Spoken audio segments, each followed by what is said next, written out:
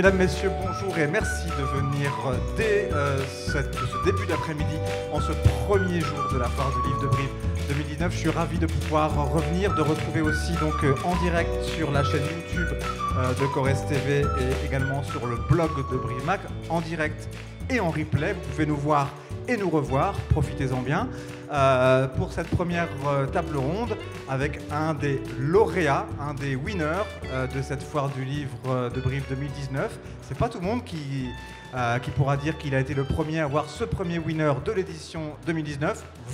Vous pourrez le dire. Le lauréat en question s'est assis à ma gauche.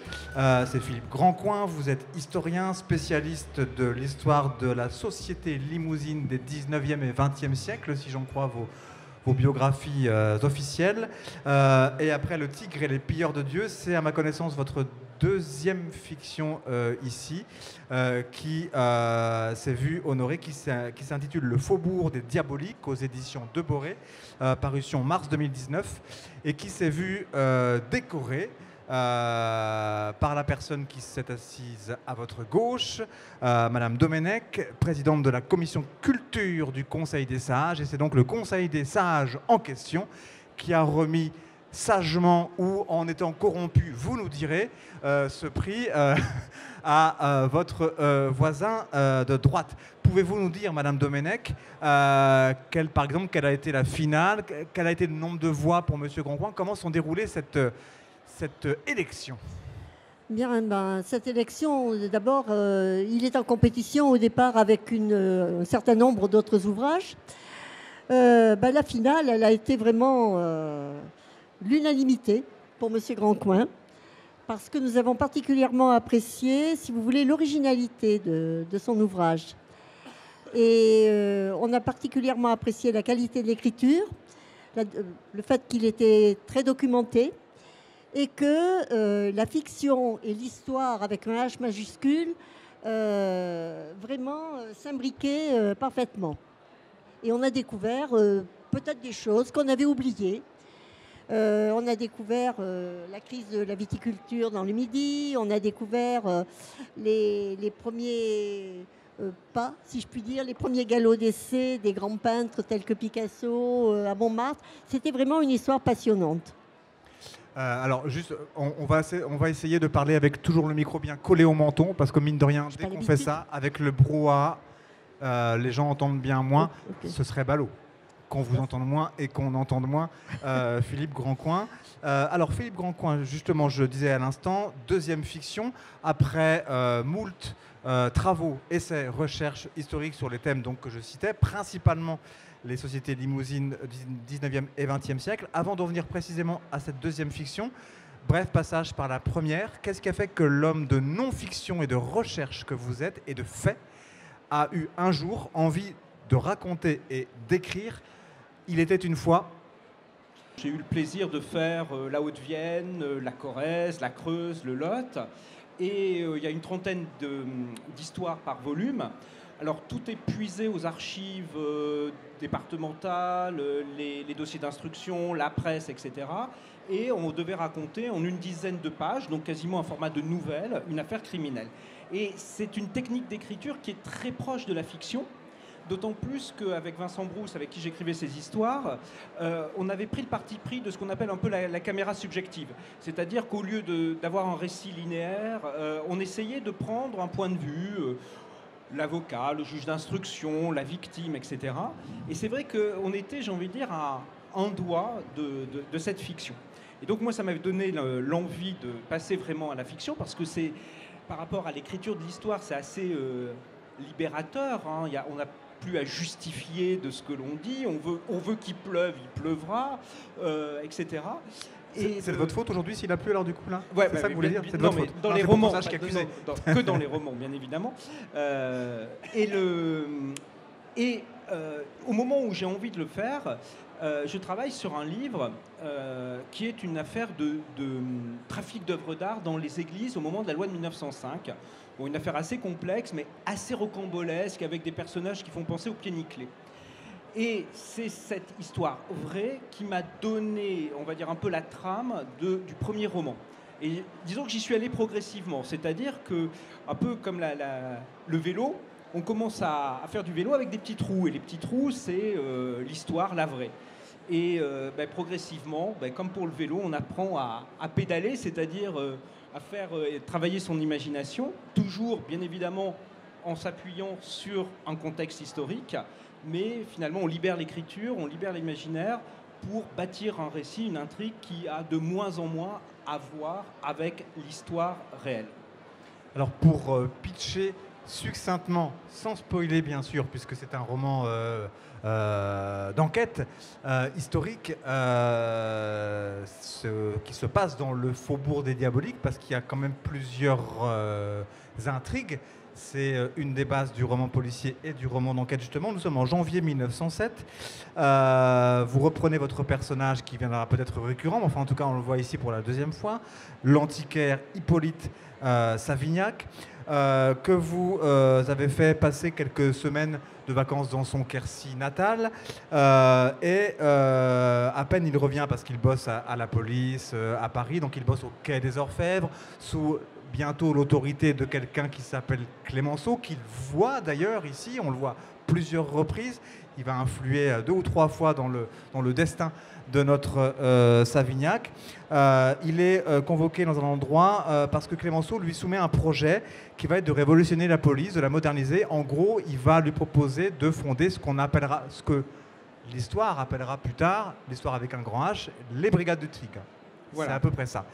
Cependant, dans son séjour, dans le Quercy, il a laissé un cadavre dans le placard, puisque notre monsieur a une amante, et son mari, à cette amante, il est mort. Et donc, forcément, dans ces cas-là, on accuse l'amant. Alors, l'amant en question, donc notre Savignac, il ira faire un séjour dans les géoles de la République. Vous verrez ce qu'il en adviendra par la suite, ou vous nous le direz si vous voulez. Ce qui est intéressant, c'est qu'on a ici plusieurs contextes. Ça, c'est la petite histoire. La grande histoire, c'est Clémenceau. La grande histoire, c'est 2007. La grande histoire, c'est ce qui se passe dans les empires coloniaux français, dans le Maghreb. La grande histoire, c'est évidemment 2 ans après la séparation de l'Église et de l'État. Il y en a chez qui ça passe toujours assez mal.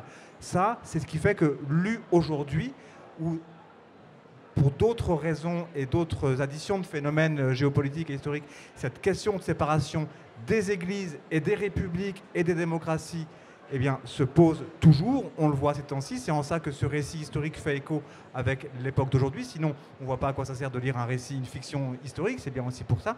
Voilà. Il y a toute une somme de choses qui fait que cela va ajouter aux enjeux, qui fait que notre Savignac, personnage de fiction, va avoir à maille à partir avec Clémenceau, avec d'autres chefs de la police, etc., parce qu'il y a plusieurs choses qui se jouent. Ce que je voulais savoir, justement, c'est que cette époque, 2007, ce qui se passe au Maroc, ce qui va se passer dans l'Empire ottoman, ce qui se passe autour de la loi de la séparation de l'Église et de l'État et de ses soubresauts, qu'est-ce qui fait que cette époque-là, vous, en tant qu'homme, citoyen, et historien-écrivain, elle vous intéresse, mais même elle vous obsède au point que vous ayez envie d'y promener votre scalpel et votre stylo. Pardon, mon introduction est un peu longue, mais c'était pour bien pitcher ce qu'il y avait dans le roman. Alors, obsédé, c'est peut-être un terme un peu fort. Mais c'est beau une obsession pour un artiste, hein. C'est pas péjoratif, hein, pour un artiste ou un écrivain, c'est beau une obsession. Parce que moi je suis historien au départ, spécialiste du 19e siècle, vous l'avez rappelé. C'est peut-être pas cette fin de 19e, début 20e qui m'intéresse le plus en tant qu'historien, mais que j'ai trouvé en tant que romancier la plus intéressante, justement entre ce que vous dites, c'est-à-dire qu'on rentre dans cette modernité qui va être celle du 20e, voire du 21e siècle. Ce qui est à la fois, j'ai envie de dire, assez agréable à faire d'un point de vue de l'écriture, et j'espère pour les lecteurs, c'est-à-dire que c'est un monde qui nous parle. C'est un monde où il y a l'automobile, l'électricité, le téléphone, l'avion, ça commence à peine. Le téléphone, il faut rassurer les plus jeunes, c'est pas encore le téléphone, oui, le smartphone. Hein, voilà. On a à peine inventé la roue, le fil à couper le beurre, etc. Oui. Et ce qui est drôle, c'est que quand on veut faire évoluer ces personnages et qu'ils ont à communiquer avec d'autres personnes, il y a une lenteur. Parce qu'il faut aller voir les gens. Et ça, c'est extraordinaire. Il y a la lenteur qu'on n'a plus aujourd'hui. Alors, elle m'intéressait pour ça. Elle m'intéressait sur un plan du roman policier, comme vous l'avez souligné. C'est la naissance de la police moderne. Pour faire très simple, la police jusqu'en 1900, à peu près, est bâti sur le modèle Vidocq, c'est-à-dire le flair policier et les indices. Voilà. Il n'y a rien d'autre. Et dans les années 1900, on met au point les empreintes digitales, la technique des empreintes digitales. On commence à savoir analyser le sang, etc. Et donc, c'est les premiers pas de la police scientifique. Et ça va donner effectivement les brigades du Tigre. Et il faut savoir qu'en fait, jusqu'aux années, j'ai envie de dire 70, à peu près 70-80, on est sur ce même modèle. Donc c'est vraiment une rupture fondamentale. Et je crois que Clémenceau, dans un discours à la Chambre des députés, dit il faut faire sortir notre police de l'âge de Cro-Magnon. Donc ça pose bien les choses. Et en termes d'intrigue policière, c'est assez génial à travailler là-dessus. Et puis vous l'avez souligné, il y a tout le contexte géopolitique, effectivement, d'une France qui est déjà dans ce qu'on pourrait appeler une première mondialisation, celle de la colonisation, etc., des échanges internationaux. C'est celle aussi d'une culture populaire de masse. Le petit journal que tout le monde connaît par ses couvertures illustrées tire jusqu'à 2 millions d'exemplaires. Ça fait rêver le journaliste. Ça fait rêver, non, mais ça fait rêver, mais ça veut dire que vous avez 10 millions de personnes qui lisent à peu près la même chose en même temps. C'est à peu près l'audience, toute proportion gardée, il y a 40 millions de Français, d'une de vos chaînes concurrentes, mais néanmoins amies, donc, qui commence par un T, qui finit par un 1. Voilà, c'est ça. Alors bien sûr, avec d'autres médias. Et puis, vous l'avez souligné, donc il y a aussi les crises politiques, c'est-à-dire qu'on a une France déchirée. Et le hasard, le pur hasard, fait que, comme je suis en 1907, j'ai envie de travailler sur la crise des vignerons du Midi, qui est quelque chose d'assez extraordinaire, qui embrase tout le Midi de la France, avec assauts, pillages, incendies de préfecture, morts d'hommes, mutinerie d'un régiment, et vraiment des régions entières qui s'embrasent. Et au moment où je relis les épreuves pour le livre, on est en décembre, janvier de cette année, c'est-à-dire en pleine crise des Gilets jaunes. Et il y avait un formidable écho, alors que je l'avais écrit un an plus tôt quasiment, il y avait un formidable écho entre ce que je lisais et ces révoltes populaires de l'époque et celles d'aujourd'hui. Parce que finalement, on avait beaucoup d'éléments comparables. Crise de la ruralité, le, entre guillemets, petit peuple qui se sent abandonné de ses élites. Crise de la démocratie, du coup, parce qu'effectivement, on est en démocratie, mais les gens ne se reconnaissent pas dans leurs élus et les accusent de les avoir trahis, notamment Clémenceau, qui est à l'époque sénateur du Var, donc d'une des régions viticoles, etc. On pratique la grève de l'impôt. Les maires se mettent à faire la grève de l'impôt et on bloque les routes, etc. Et la crise des vignerons du Midi, c'est des centaines de milliers de personnes qui vont converger à Béziers, Narbonne, Montpellier, etc. Et c'est les premières grandes manifestations de masse en France hors Paris. Et j'ai trouvé, voilà, je dis pas que c'est un écho, bien évidemment, les mêmes causes ne produisent pas forcément les mêmes effets, mais comme vous le disiez tout à l'heure, effectivement, l'histoire est un formidable outil pour aussi lire le présent. Alors, il y a dans le livre, on est à peu près autant à Paris que dans justement le Quercy, la région, etc. Ces fameuses vignes que vous disiez, comme aussi la volonté non seulement de faire Paris-Province, mais on est, si je me rappelle de mes cours d'histoire, on est dans la Troisième République. Oui. Donc on est encore, c'est-à-dire qu'elle se cherche, que ça se cherche encore. Non pas que la Cinquième ait résolu tous les problèmes, loin de là maintenant au XXIe siècle, mais ça cherche encore, voilà, son modèle, puisque ça vient tout juste de légaliser la laïcité. Donc, c'est-à-dire le droit de pratiquer sa religion, mais de ne pas en faire loi, de ne pas en faire dogme, et de ne pas le mettre en public et en avant. Mais donc, on est dans un rapport Paris-Province qui se cherche encore. Et c'était comme si aussi, vous, dans votre fiction, vous vouliez toujours faire également Paris-Province, capitale-province, microcosme, macrocosme. Est-ce que c'est cela ou pas, justement? Alors, le voyage en province, d'abord, c'était pour éviter d'ancrer le roman uniquement dans un seul espace et que le lecteur découvre finalement une France qui soit extrêmement diverse. Et finalement, quand je fais voyager mes personnages dans l'espace, en fait, je les fais voyager dans le temps. Et c'est ça aussi que j'ai envie de montrer au lecteur, c'est-à-dire que vous prenez le train à Paris, gare d'Austerlitz, Vous arrivez à Brive ou à Souillac, le père de mon héros est notaire à Martel.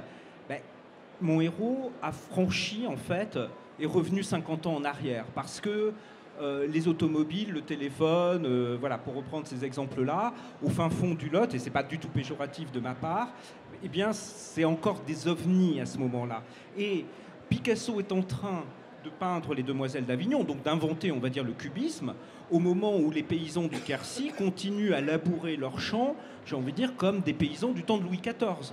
Et cette espèce de dichotomie d'écart, on peut le retrouver dans plein d'endroits, bien évidemment. C'est une France qui est encore d'une France des mosaïques. C'est une France, il y a un voyageur qui a écrit une trentaine de guide en quelque sorte sur la France, il s'appelle Ardouin du Mazet dans ces années 1900.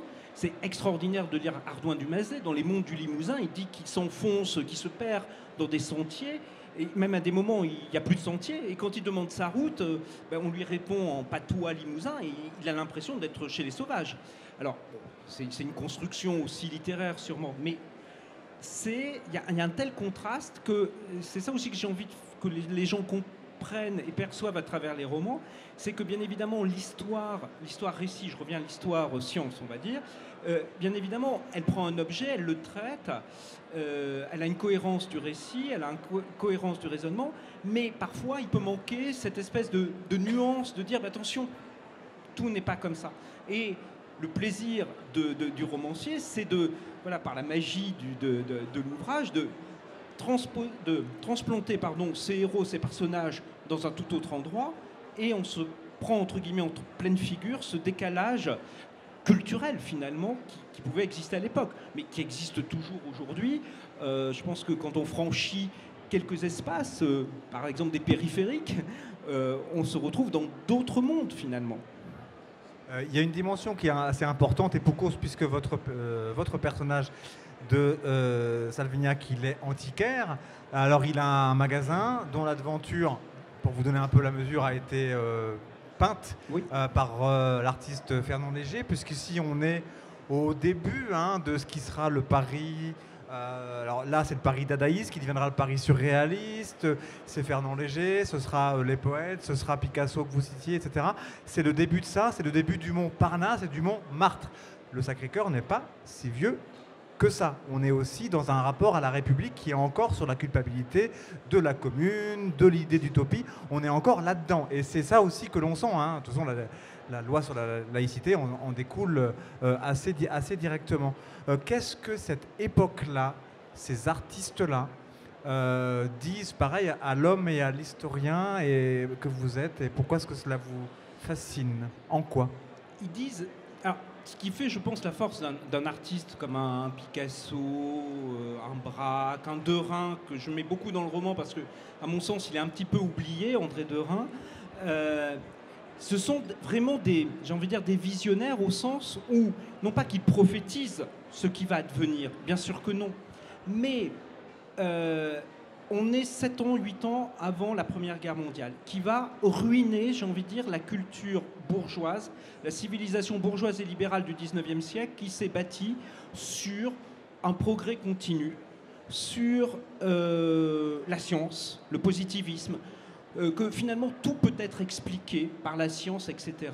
Et la guerre de 14 va au cœur de la société, c'est-à-dire massivement casser, alors c'est pas un mythe bien évidemment, mais cette croyance-là.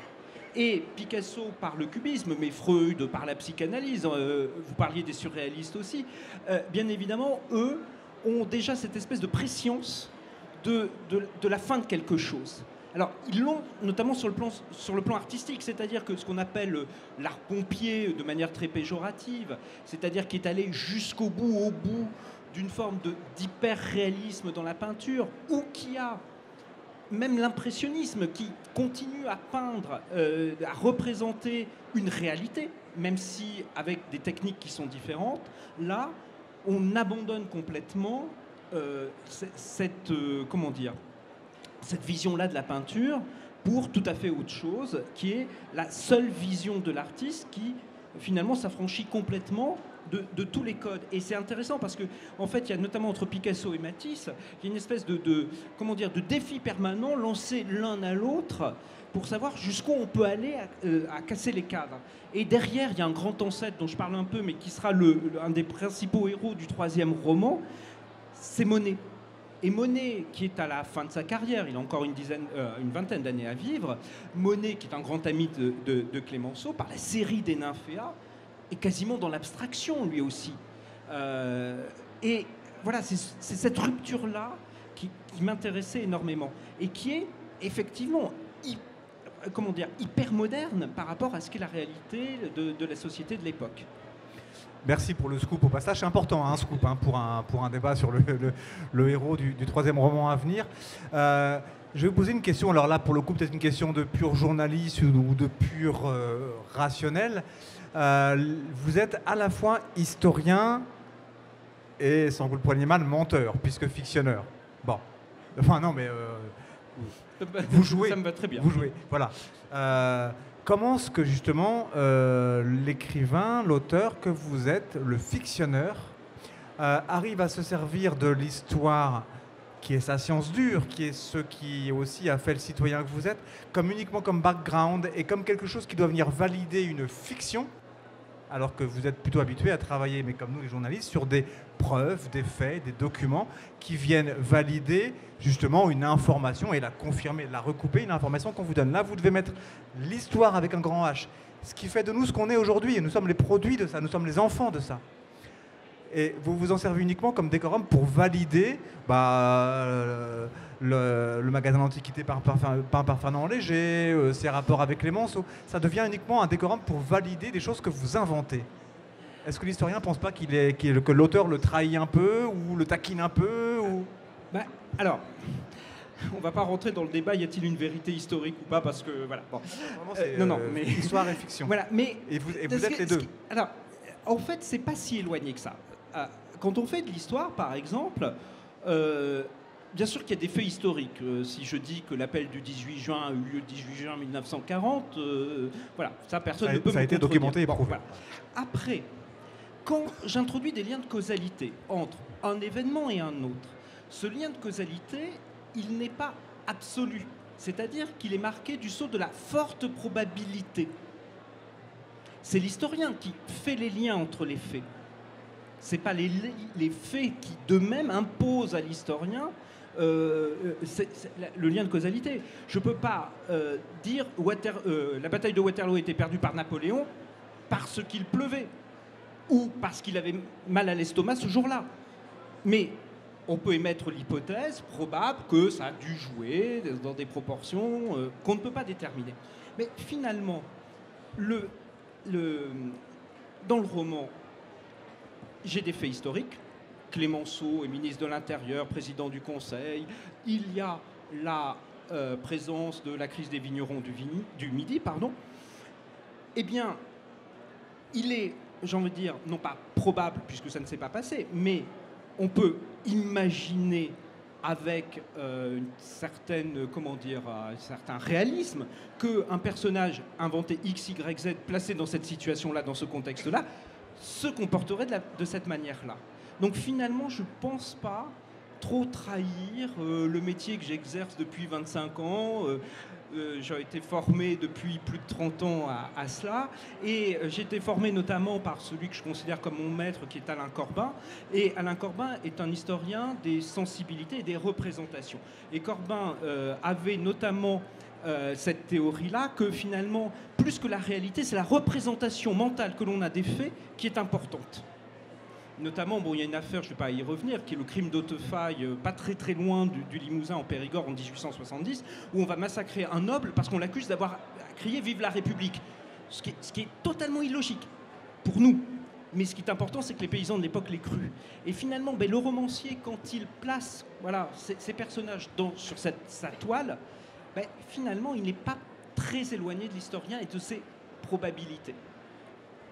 Est-ce que l'historien, pareil, cherche, ou même le romancier, cherche, quand il écrit des fictions historiques, à ce que des faits, des relations de cause à effet, etc., rentrent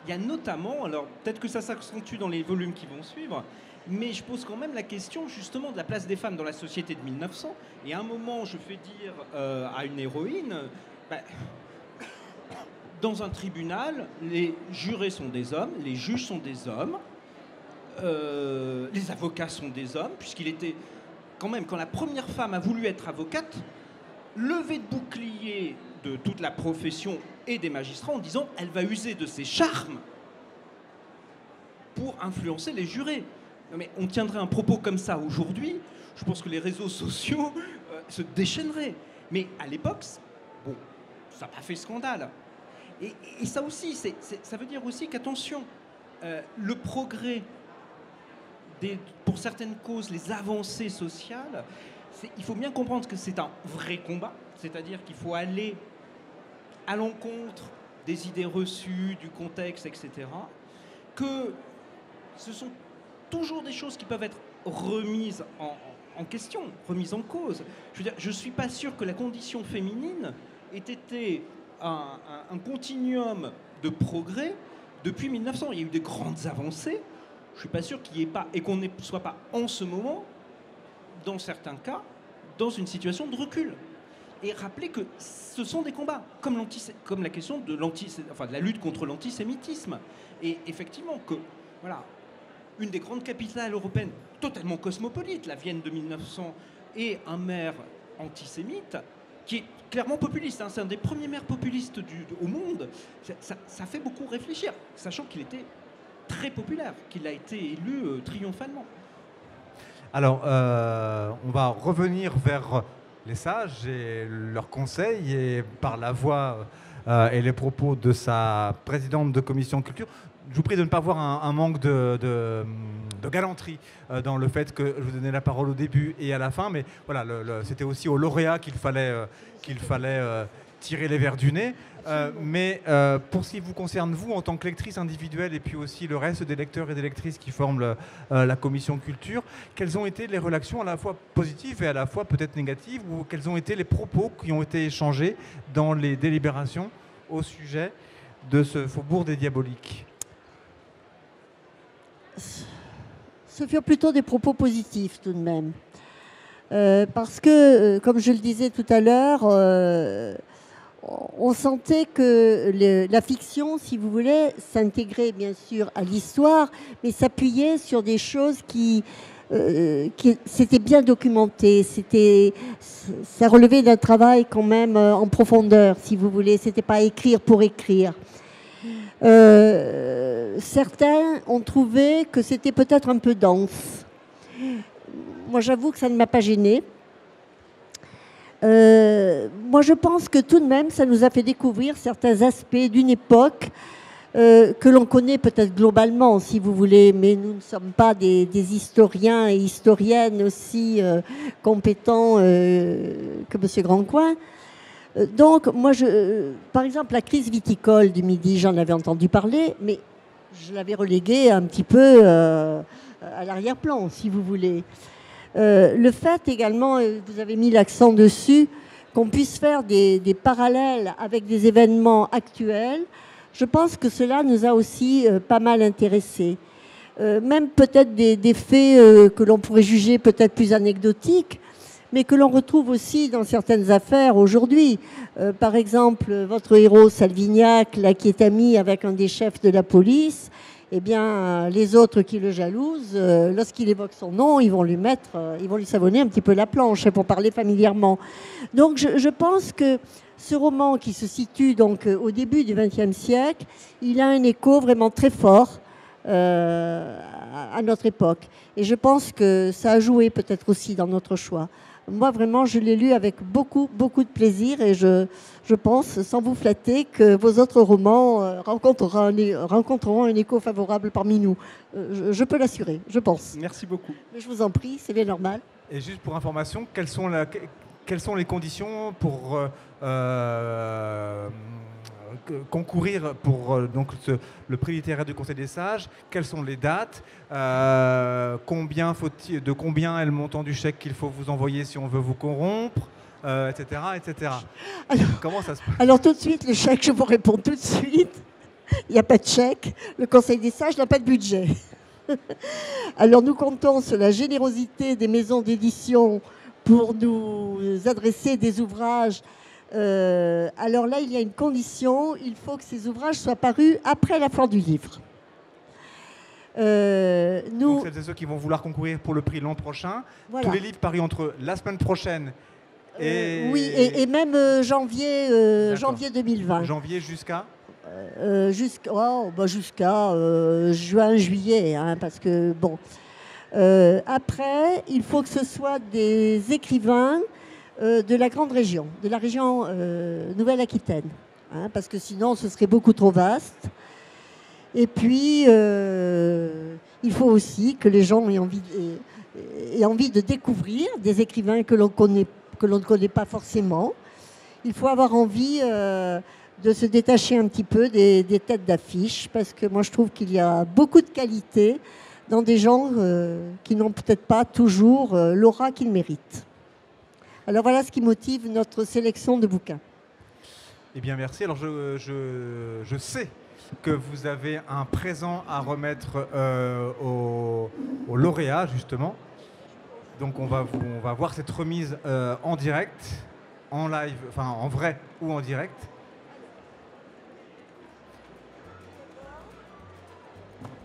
Alors, d'abord, je vais vous remettre deux ouvrages. Un sur les marchés de Brive-la-Gaillarde, que tout le monde connaît grâce à Brassens, forcément. Et vous pourrez peut-être en juger par vous-même. C'est un très beau marché. Oui. Demain. Nous sommes. Voilà. Nous sommes, oui. Ensuite, eh bien, Brive ne serait peut-être pas aussi connue s'il n'y avait pas son équipe de rugby. Donc voici un livre qui a été écrit par un ancien rugbyman, Duboissé, lequel fut international et qui a écrit un ouvrage donc sur ses... C'est très drôle parce que je redécouvre après peut-être 20 ans d'éclipse le plaisir de regarder des matchs de rugby. Ah ben j'en suis très, voilà, j'en suis très heureuse. Grâce à ma compagne qui est fan de rugby. Sport qui est important, hein, accessoirement dans l'histoire de la laïcité dans les pays occitans, etc. C'est un sport qui est important. Hein. Tout à fait. On sait les problèmes qu'il y a eu pour certains joueurs et qui aujourd'hui sont un petit peu résolus. Et puis, le cadeau surprise. Un artisan qui est dans la salle, Monsieur Ségard, qui a un atelier dans notre ville, a réalisé pour vous ce cadeau. C'est une assiette qu'il a et un petit plumier qu'il a décoré à votre nom. C'est très gentil. Un plumier, c'est ça? Oh, c'est un mini plumier pour poser le stylo. Créé par la même personne? Par Monsieur Ségard aussi. Ségard, d'accord. Voilà, c'est monsieur qui est ici au premier rang. Voilà.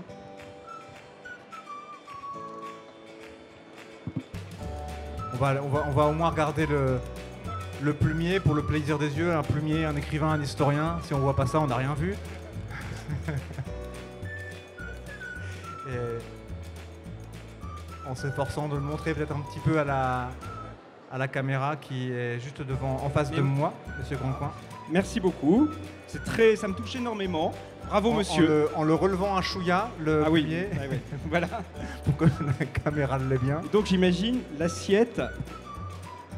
Alors c'est pendant que ce dernier cadeau s'ouvre que nous on peut rendre l'antenne, parce que de toute façon pendant qu'on rend l'antenne c'est quand même filmé en direct, donc je rappelle sur la chaîne YouTube de Corrèze TV et de Brive Mag, sur le blog de Brive Mag, mais aussi en replay, c'est-à-dire que mesdames, messieurs, si vous nous rejoignez maintenant en direct, vous n'avez pas tout raté puisque vous pouvez le voir en replay.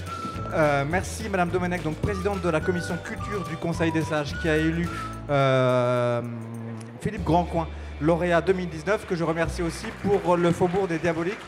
Merci à vous, merci Corrèze TV et bonne foire du livre.